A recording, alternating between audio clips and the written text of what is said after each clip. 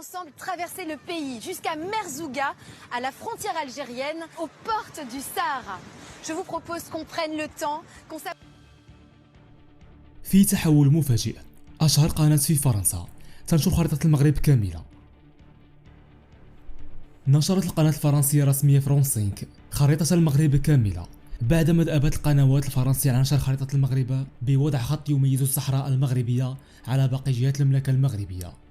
يأتي ذلك في ظل تراجع نفوذ فرنسا بالقارة الإفريقية جراء العديد من التحولات التي عرفتها المنطقة، آخرها الانقلابات التي شهدتها منطقة غرب شمال إفريقيا والساحل الإفريقي، وفي ظل الأزمة التي تمر منها العلاقات بين البلدين وتزايد الدعم الدولي لمقترح الحكم الذاتي للصحراء المغربية.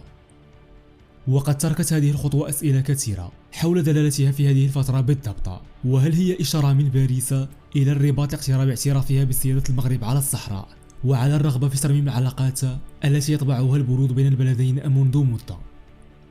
ورغم أن الخطوة عبارة عن بث في نشرات الأخبار لقناة فرنسية رسمية، إلا أنها تعتبر خطوة جديدة على المشهد والأزمة، مما سيجعل هذا الخبر مؤشر هو تكرره في نشرات لاحقة وتحوله لجزء من سياسة تحرير القناة. آنذاك يمكن الحديث عن توجه نحو بلورة موقف فرنسي داعم للوحدة الترابية للمغرب ولمغربية الصحراء.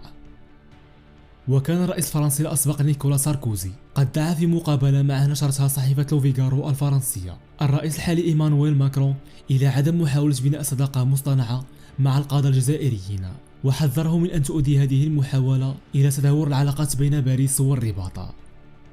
وقال ساركوزي في معرض تعليقه على صدور كتابه الجديد زمن المعارك: لقد دعمت الرئيس ماكرون في الانتخابات الرئاسية الأخيرة، لكن هذا لا يعني أننا نتفق في كل شيء.